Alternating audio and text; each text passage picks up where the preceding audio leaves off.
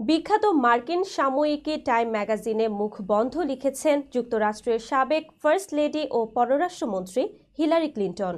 এতে তিনি অন্তর্বর্তী সরকারের প্রধান উপদেষ্টা অধ্যাপক ডক্টর মোহাম্মদ ইউনূসকে নিয়ে বেশ কিছু মন্তব্য করেছেন।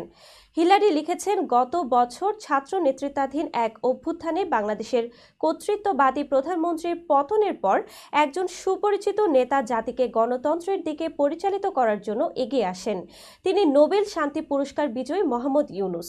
ক্ষুদ্র ঋণের মাধ্যমে প্রান্তিক জনগোষ্ঠীকে ক্ষমতায়নের লক্ষ্যে কয়েক দশক আগে ডক্টর ইউনূস বাংলাদেশে গ্রামীণ ব্যাংক প্রতিষ্ঠা করেছিলেন। তিনি লাখ লাখ দরিদ্র ব্যক্তিকে, যাদের মধ্যে ৯৭% ছিলেন নারী, তাদেরকে ঋণ প্রদান করেন যাতে তারা ব্যবসা গড়ে তুলতে পারে এবং তাদের পরিবারকে টিকিয়ে রাখতে পারে। ইউনূস পিছিয়ে পড়া নারীদেরকে তাদের ভাগ্য পরিবর্তন করতে এবং তাদের মর্যাদা পুনরুদ্ধার করতে সহায়তা করার জন্য এই উদ্যোগ গ্রহণ করেন।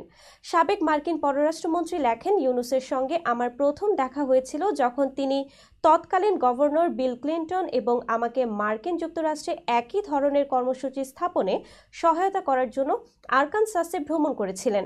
তারপর থেকে আমি বিশ্বের যেখানেই ভ্রমণ করেছি, আমি তার কাজের অসাধারণ প্রভাব দেখেছি। অনেক জীবন পরিবর্তিত হয়েছে, সম্প্রদায়গুলোর উন্নতি হয়েছে এবং তাদের আশার পুনর্জন্ম হয়েছে। তার মতে, মোহাম্মদ ইউনূস বাংলাদেশকে নিপীড়নের ছায়া থেকে বের করে আনছেন। তিনি বাংলাদেশে মানবাধিকার পুনরুদ্ধারে কাজ করছেন, জবাবদিহিতা প্রতিষ্ঠা করছেন এবং একটি ন্যায়সঙ্গত ও মুক্ত সমাজের ভিত্তি স্থাপনে এগিয়ে যাচ্ছেন।